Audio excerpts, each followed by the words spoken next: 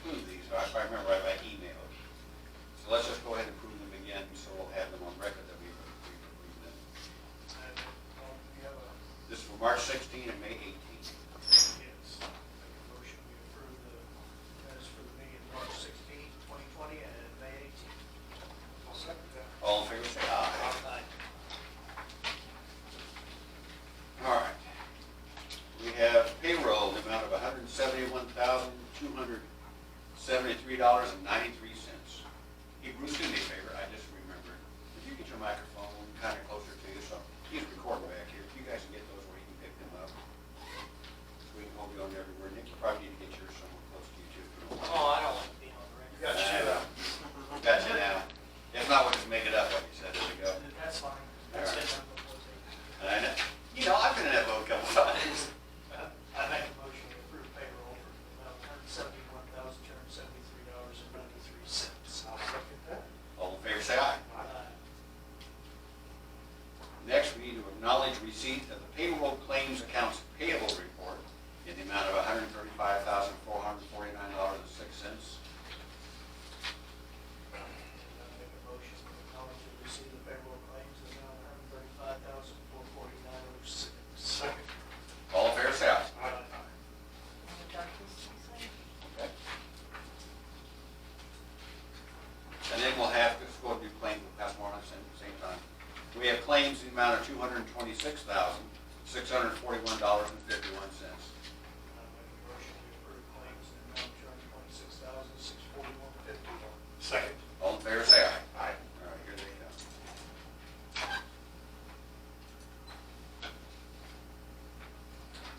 Actually, probably make sense to do them first and just pass them on.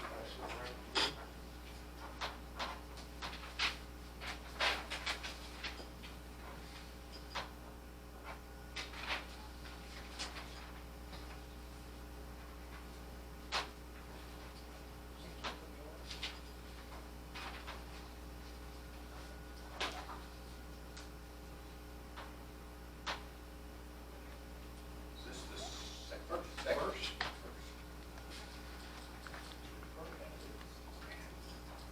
Pardon?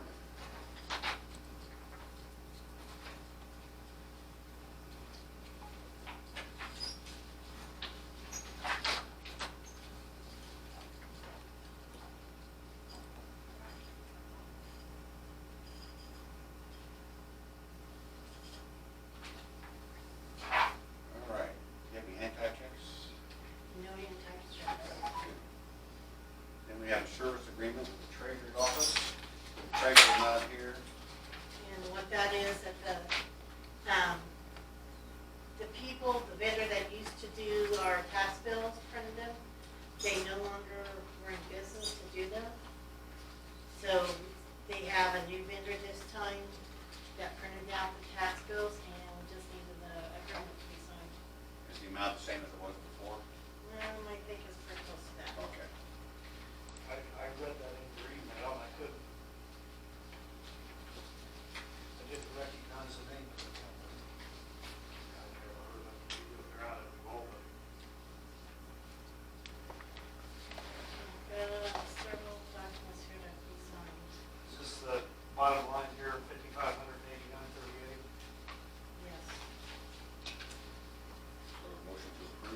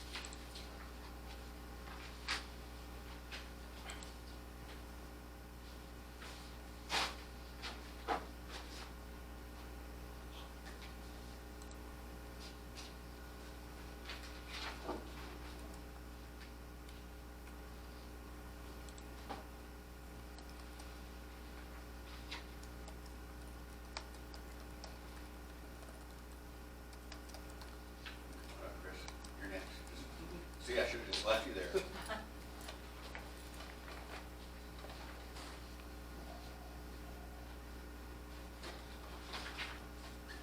Okay. All right, Chris is here, of course, from the park, and he's got apparently a trailer he wants to get rid of. So. Yeah, it's been sitting out in the woods for probably about a decade. We actually had to dig it out. Really? We had a neighbor that wanted to buy it. It's in really rough shape, but he offered $130 for it, so. Is it a trailer like a camping trailer, or you mean a trailer like? Just like the haul flatbed stuff. trailer? Yeah, Okay. flatbed. But it's in horrible shape, and he offered $130 for it, so. So you see permission from us to scrap it then? It's Yeah, county property. that and sign off on the title. Yeah. Oh, you got a title for it. Yeah, it's from 1976, too. So Really? It's a neat title. I can't believe there was one. You might got any questions for him? Nope. Or I motion? say we get rid of it. I make a motion, we allow Chris to get rid of the trailer and get it off the inventory. Okay, these always change on these. I sign at the seller Yes. place. Sign and then, I think on the backside. yeah. The backside's all dealer. That's what I'm saying, they change them all the time. Now the seller's on the front, used to be on the back, used to have turtle sign on the back, but now, that's why I'm always afraid to do these, because it says seller must complete, then the purchaser over here, so. This is the old title. So I will just sign it and position, and then you do whatever you have to do with the dates and stuff, however that works for you. Works for Okay, me. you guys? Yep. Guys get busy. Oh, yeah. They were backed up to the road the other day, county road. Good. Someone had said, though, there was a lot of out-of-state people that were coming because their parks are still closed. Yep, we've had Illinois people and everything. So today we had a lot of Amish there because it's their holiday. So Yeah, I knew today was a holiday for the Amish. What holiday was it? I seen him I'm not jump sure out what there. holiday it was. I never got to see that. I think it's Pentecost. I was gonna say, all their businesses was closed. Yeah. Yeah. That's all I had. Well, that's great, good job. Thank you. Thank you, guys. Is your, The second, Bruce did, okay, hearing, sorry. sewer all working, the new bathhouse, you got them open Yep. yet? Okay, they're Oh, yeah. okay, be open now? Yep. Good to go, okay. We got the old shower house remodeled. They're just waiting to install the lights. I'm gonna have an electrician place some bids and stuff. Great, But they're gonna replace the lights inside and outside of both shower houses. great, So it would all be LED. okay. So. So as far as restrictions, what restrictions do you have on you guys out there? The gatehouse, I only allow 2 people in. Okay, I got marked off the space and I put a great big plexiglass inside good. to separate the engaged into from the guests. So Okay. that's the main restriction Okay. there. So, Appreciate it. yeah. Hang in there, this will pass someday. Oh, yeah. You guys have a good one. Thank you, you too. All right.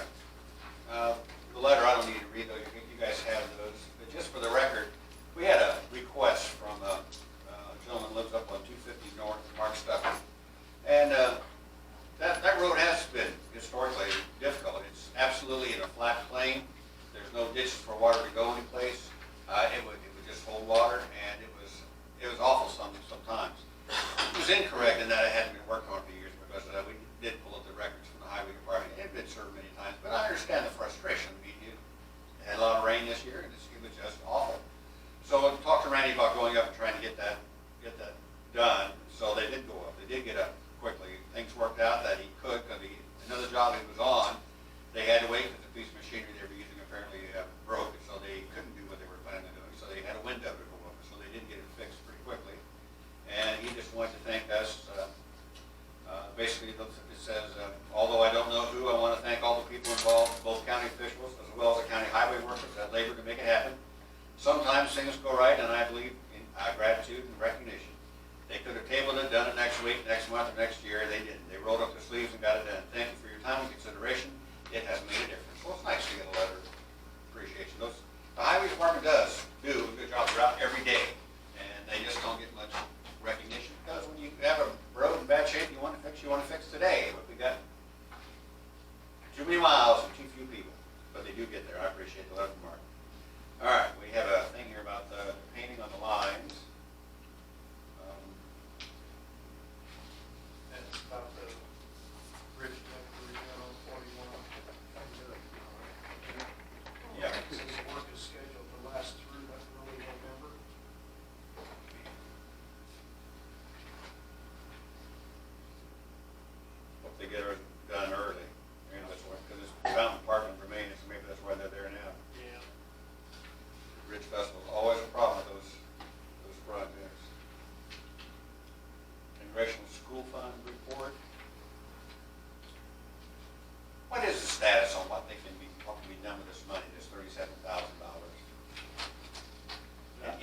done with that?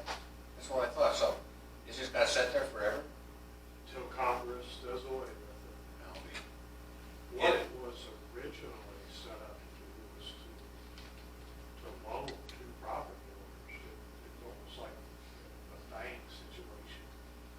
And, Revolving loan kind of yeah, thing? kind of like what we have in redevelopment. Yeah. And they would loan it to property owners and they pay it back.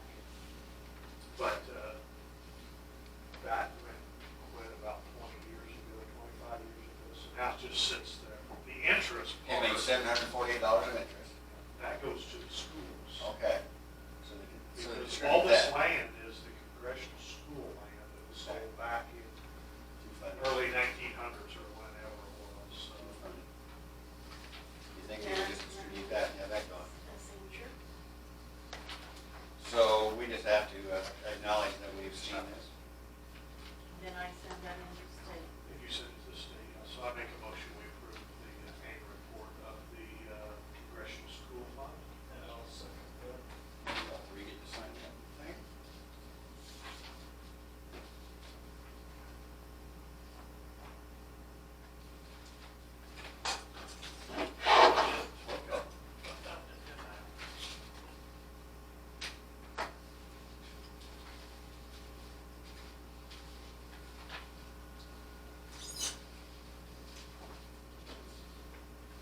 All right, next we have the Plan Commission report. And report of elections from Cassie. Board of Zoning Appeals.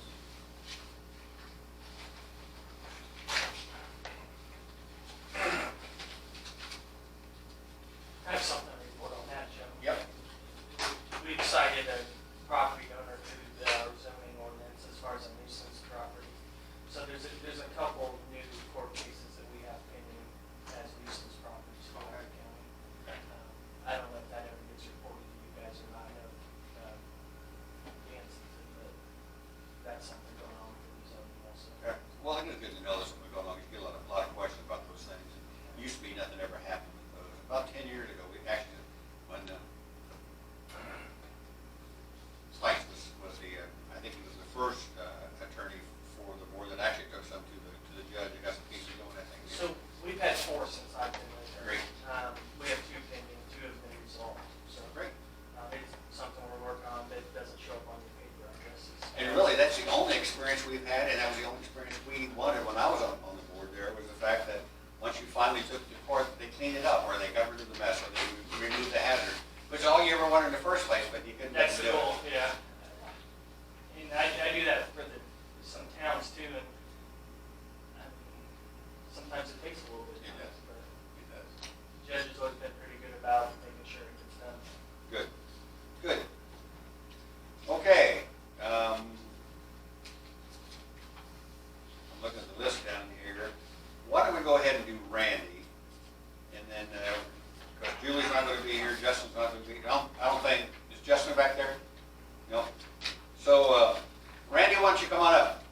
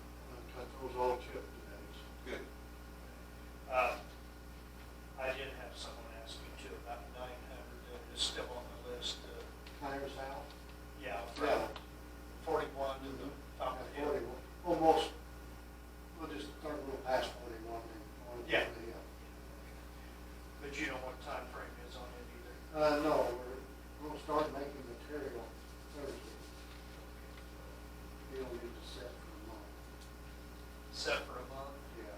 so it's gonna be sometime mid-July, probably. I don't do is receive it. Just so I can give them a rough answer and not, and be sure I'm telling them. Okay, what else you got?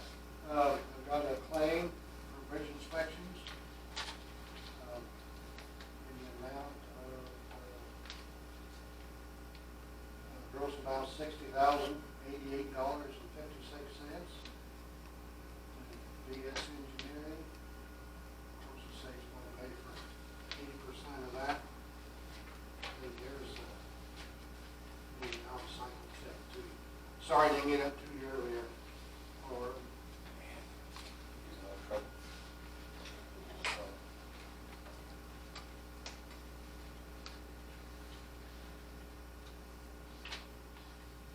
These are the same thing, I just want to. yes, I think, you all got the, Go right ahead. I'll make a motion to approve a cycle check to DS Engineering for bridge inspection. And I'll second that. All fair say aye.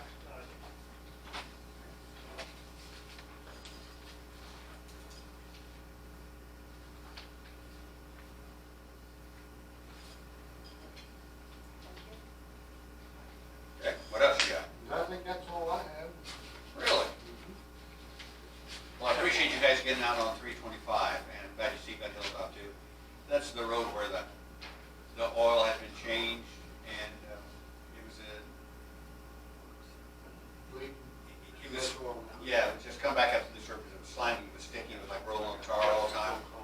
And it was just awful, and Randy went out there. Well, it turns out I talked to Tom Martin, the company that does that, and he said, well, it probably should have been choked, but the choke was put number 11 stone on it and roll it in. But I asked Tom about that, but Tom said he was on vacation when we put it down, and he was out west, and then he forgot about it, so he felt pretty bad that that was what the issue was. The issue wasn't that we put the wrong stuff down. The issue was the stuff that we had made had that oil in it, in excess oil. Instead of 10 gallons per ton, they were putting more than that in, apparently is what I understand. So it was weeding out. So they did a great job going back out with that new chipper that we had, put white rock down and then rolled it. And I got calls from people living on there. Ryan Porter called me. Text me. He said, thank you, and again, thank you. He appreciated it. Does that resolve the issue then? That should resolve the issue. I guess the only plus to it is down the road, it's probably gonna last a lot longer because it has so much oil in it. It's the headaches it caused to start with. Should have seen that good. It was awful. Uh, Couldn't walk on it. I went out just to see what it was, take some pictures. The hunks of the asphalt on top were just sticking the tires and pulling right up all the road. It was just on top of the road. And I went out there and tried to walk and get a picture of it. I'm sticking this story out. So I appreciate you that doing we that. done today, I'll bleed today. So it wasn't sticky to the other was, yeah. While you're here, I got another question for you. Are you still cutting brush with a brush cutter? No, You're not. we're in the process of switching it. Oh, switch them over to the new John Deere. Yeah. Okay. When you do, some complain about our road. Everything on the south side, I don't know, most on the whole road, and I mow it with my skid steer brush on, mow the brush. It has gotten so bad on the other side. Right down Hoosier Street, and when you turn on School Road, everything on the west, of the east and the north side, it has grown over to the point it's, how I want to say it, you can't even get in the wrong lane and get away from it. I tore a mirror up on the semi, I tore, so when you get going again, I mean, it's right through there, there's 2 or 3 sections, and it's so bad. And I would trim them myself and wouldn't even bother, because I've got the brush on for the skid steer, and I can reach out about 12, 14 feet, that they're on neighbor's property, and I'd rather not.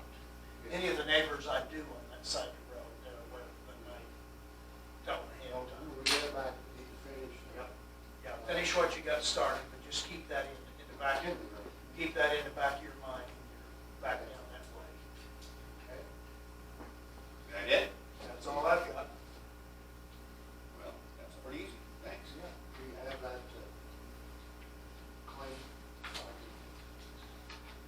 you need that back? The clay. Okay.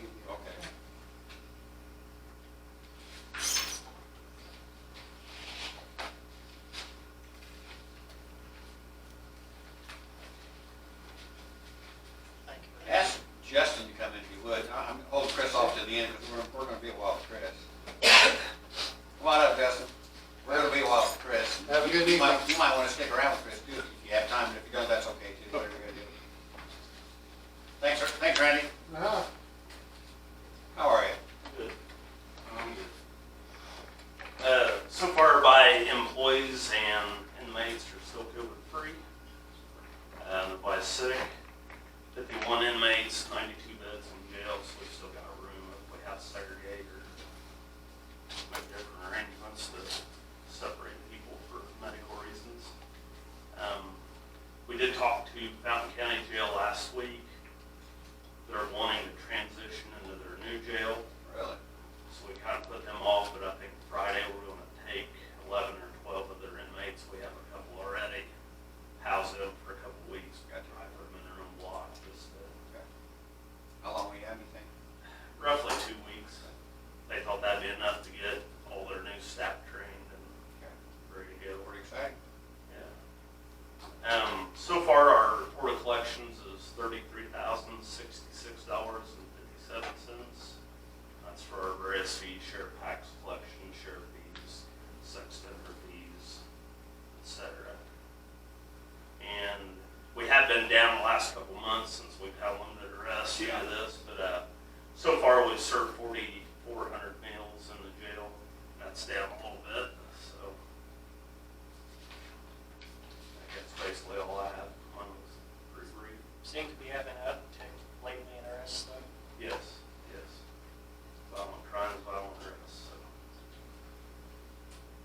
And it is the times. I mean, you see it everywhere, not just the riots we're seeing now and the protests we're seeing now, but just period. The police departments all over the country are talking about the same thing you are. That domestic violence is up, and it's violent when it is up. And you got neighbors shooting each other and all that stuff. Yeah, a lot of domestics. Anything you need, Mus? Nope, I think we're good. Okay. If you got time to stick around to listen to Chris, we're going to talk about some of the things we talked about in our emergency meetings and then try to get some proposals out. But if you don't have time, that's okay too. You might get busy in a little while, so feel free to go if you have to. Okay. Thank you. Yes, just Chris to come up then. I think you'll be our last item, Chris.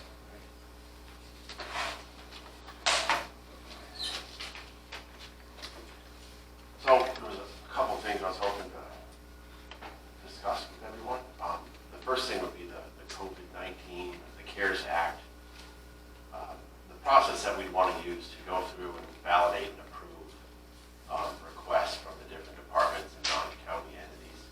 And that's those pieces of paper. But the first thing we want to kind of talk about the three things, and these are my recommendations, the three things that we want to use this money for. And the first thing would be, we want to use it to protect first responders, which is what we've been doing all along. That would be PPE, screening stuff, cleaning supplies.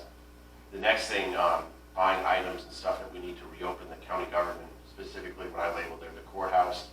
That would be, again, screening stuff, cleaning stuff. Then the last is, they call it continuity of operations, but making sure that the county can continue to run if we get hit by another pandemic. Presumably, we're going to see this again when flu season hits us, and so November would be the time that we'd want to be prepared to kind of run through the same thing we did last time.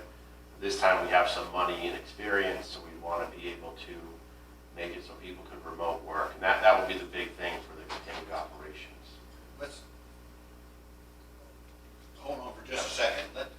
What we have talked about, we have this emergency group that's been together all along. It's the emergency management, it's the emergency medical services, Julie, it's the health department, Liddy, it's Justin with the sheriff's department, and is that all of them? Yeah. Ambulance, Chris. There's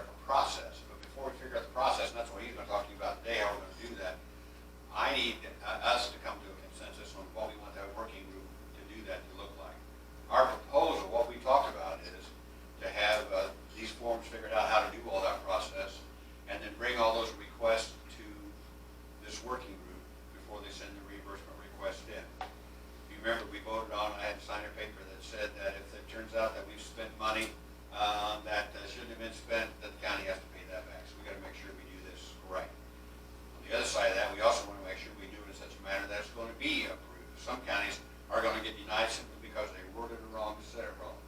So we have talked to and asked Cindy Todd from Parke County to join this working group, the 5 of us, and now there'll be 6 of us all together. And I only expect my role to be facilitator. These people would be doing the work because I would be on board then to make the vote on approving before we send the reimbursements in.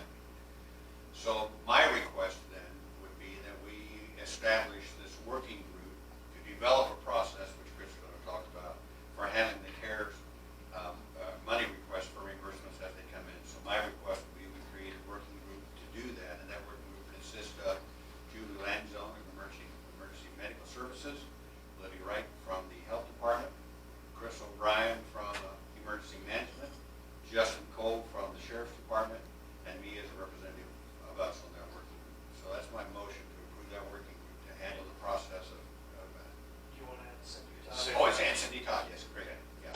I'll second that. Okay, so, I'm just gonna make that request. I'd rather one of you guys make the motion for that, because again, I'm on that, so I don't wanna have that, I wanna have that transparency. Where does the auditor come in on tracking all this? That would just comes time to pay, yeah. So the auditor wouldn't be involved with deciding which ones are reimbursable, which ones aren't. That would be the next step. And we've got to figure out, we'll talk about that with the council, we have to have a different line for every grant coming in. We're hoping the city can help us with different pots to go to different places. It's gonna be a complicated process. We've got to make sure we have enough eyes looking at it. So Chris, did I say that right? Are we looking at that group of people? Did I get those people all right? Yes. For the working group? Dan, did you change yours to a motion instead of a second? No, I thought he made the motion, that's what I said. I Yeah, it was second. on the group. Okay. Decided. Yeah, I'll change mine, I make a motion, we have those 6 do. I'll second that. Okay. All fair, say aye. All right. And the only reason I said like that took my me off that, there's gonna be a lot of eyes looking at this money. We already have people drooling over the money that they think they can spend it on this. We have to decide what can we spend on it, so we need to be as open as we possibly can, as transparent as we possibly can, because some people at some point are gonna be told, no, that wasn't an acceptable expense, while other people are. And the easy ones with the reimbursable things for the PPEs and stuff, that's gonna be a piece of cake. It's gonna be the looking down the road for equipment, if we need to buy new equipment so we can work remotely, or if we get an infrared sensor so when you walk in you don't have to be shot in the head with the thermometer anymore. Those are the things that are going to be iffy if somebody's going to decide what's going to be or not. Now, second on that, and then I'll quit Chris to do his. I got a phone call from Rick Hall, who is the head dog attorney there at Barnes in Thornburg, Indianapolis. He and his group are working on, just what I said a while ago, he said he knows that the goal, the IFA, the Indiana Financial Authority, is not going to want to spend all this money. They're going to want to eke it out wherever they can. It's just the nature of the beast. So they're going to be looking a lot like the community crossing money is, where if they find a mistake on your application, they're going to be able to reject that because of the technicality on the application. His recommendation is that we form a consortium of counties who are going through this process and use them, and he'll assign attorneys to this group that they're creating. And then that attorney group will look at applications that have been approved and applications that have been denied. They'll try to figure out why the same application was denied here, but it was approved here, to try to get the wording right, the narrative right, so we don't have to go through that process of being turned down, denied something. The cost is dependent upon the size of the county. The cost to us would be $5,000 for to join that group, which would go all the way to the end of the year. We would pay it monthly, but $5,000 total. His thought is mine, but he obviously is the authority, I'm not, but he thinks that $5,000 would be reimbursable because it is a legitimate COVID expense. We would not be spending that money if it was not for COVID and the process of trying to get the money from the CARES Act. So what do you guys think? Are you in favor of joining a group like that at a cost of $5,000 just to have one more set of professional eyes looking at this after we've done all our work before we push the button and send it in? Personally, yeah, I think the 5,000 would be worth, I mean, you know, if we try to do it ourselves and we lose 25,000, That's 1% of the. you know, that's, the 5,000 is well worth making sure that we get every penny we can get. And we've seen with the community crossings grants that we've sent something in and we thought, you know, Randy does a great job. After we got denied because of a little technicality here or whatever, and I think it would be money well spent personally. So it's a motion. So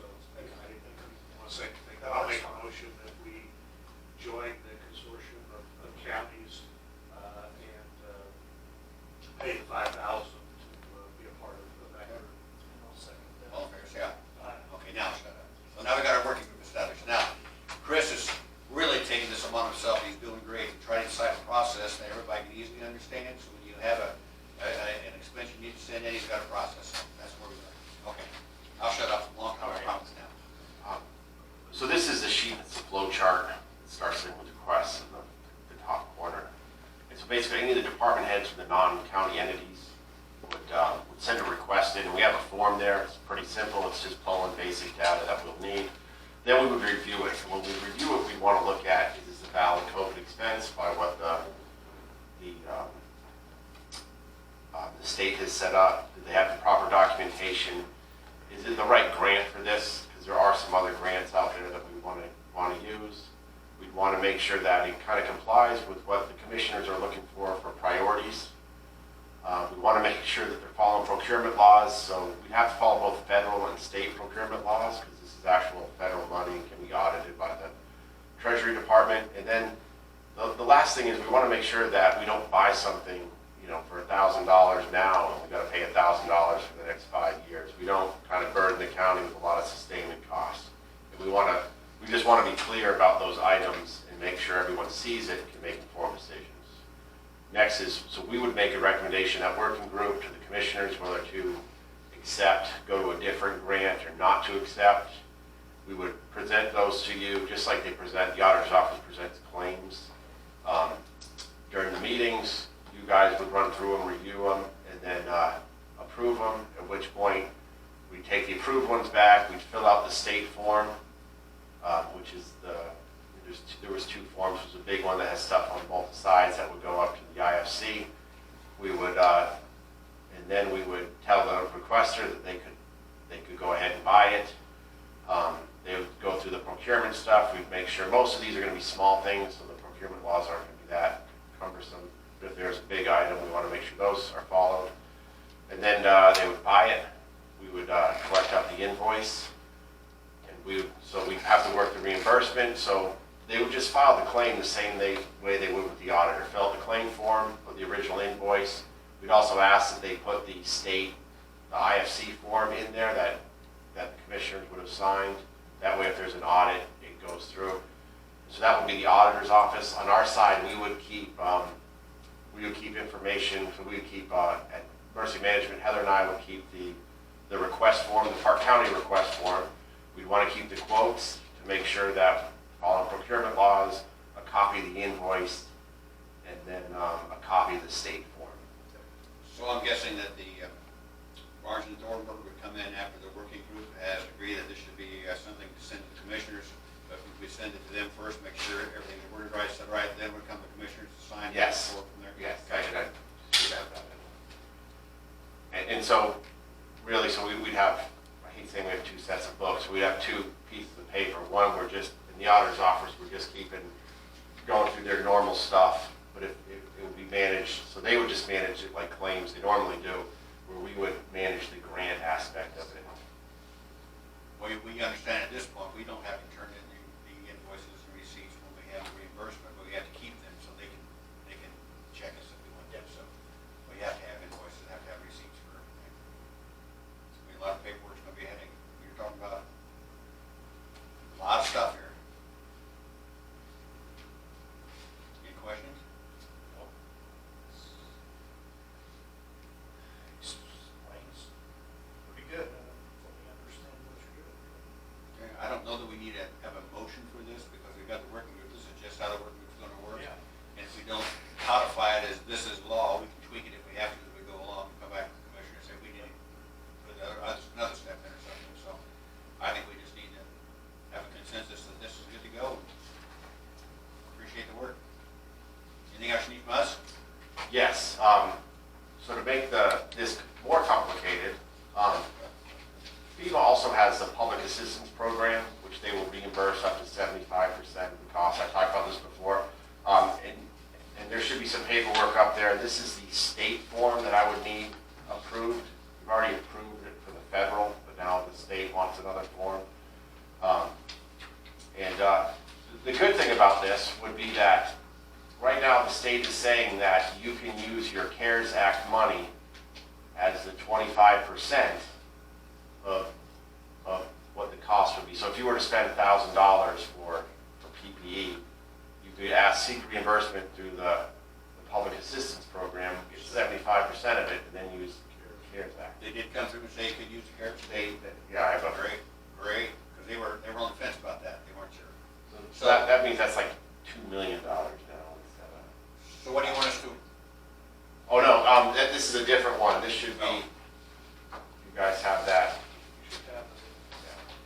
grant paperwork says COVID-19 public It's, assistance. it's in the back, yeah. This contact person is a local gal. She lives in Greencastle now, but she lived and grew up in Rockville. Okay. Matter of fact, she's a tax client of mine. So if you need anything from Carmen, just let me know and I can get a hold of it. Okay. She's a Rockville girl. And Carlton was her name. Well, Is it Yeah. Carmen? Brenda, Gary Carl's daughter. Gary's daughter, Brenda's sister. So, anyway, she is a local girl, so that may or may not help that she came from Parke County, but just know that.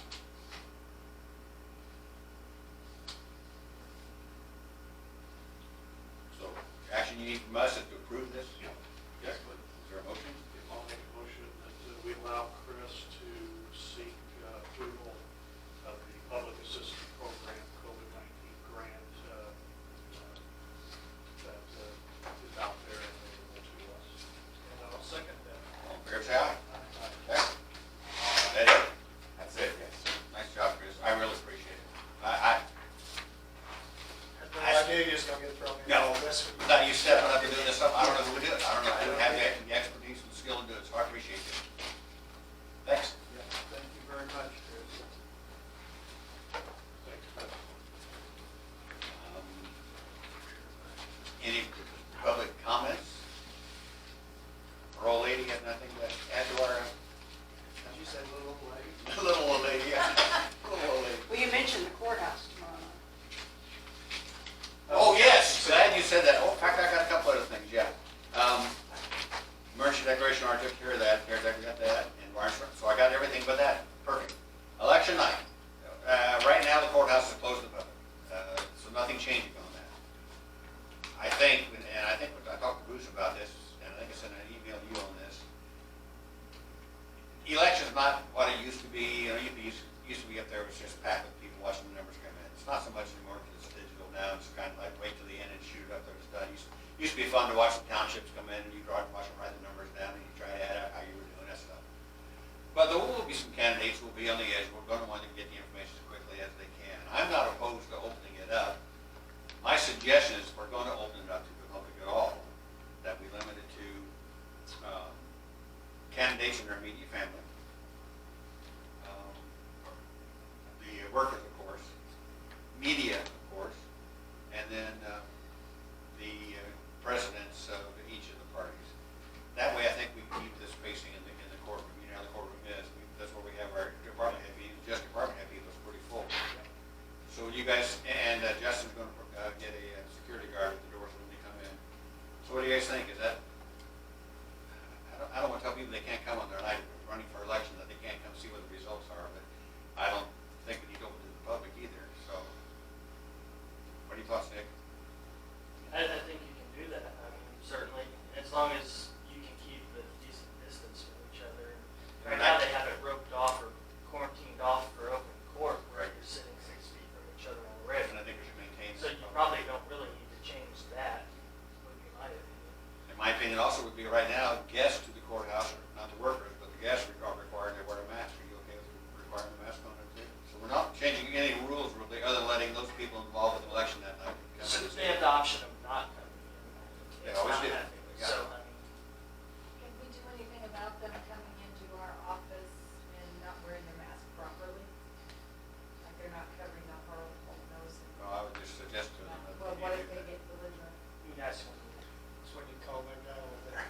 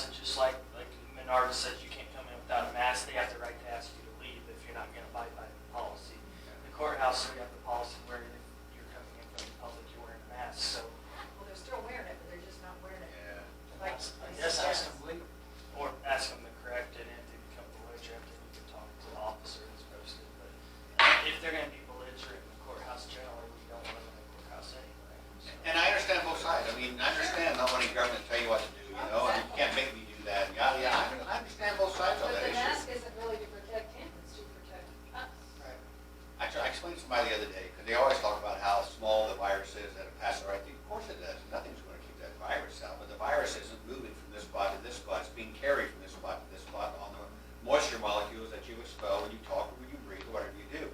You can block those molecules to a good point. And so there's no carrier to get in. It's just like a terrorist having a bomb. He wants to get into a city. You can't probably catch that bomb with a small package, but if you got to get in with a car, you can probably stop the cars from coming in, and that bomb's not going to get in with the cars. You're like, well, I hadn't thought about it like that, but that's really all it is.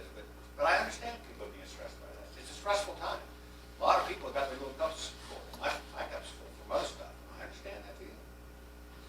So you guys okay with that? Then if we go with the candidates and their immediate family, media, workers, of course, and two presidents, two-party presidents, and everyone but the courthouse workers are going to have to be masked. Justin, you okay with that? Yeah. Okay. So we can tell that to the security guard there, because I won't be here either. I don't meet any of those criteria, so I won't be here either. So we can just instruct the security guy. Have you got somebody yet? I think it's going to be Brad McNeil. Okay.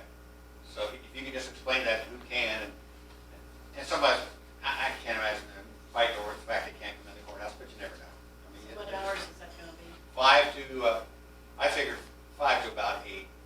Polls close at 6. They're always done by 8 o'clock, aren't they, with the counting anymore? Larry, is that a reasonable time frame? Pretty close, yeah. I say until they close, 5 till closing, and we'll just, whatever hours it is. It's a new vendor, so you Yeah. never know. Yeah. So it may take a little longer. Yeah. Well, then, let's put that, let's codify that. I'll make a motion, and then we allow on election night, guests into the courthouse without appointment on that criteria, either, you probably already got it, candidates and their immediate families, media,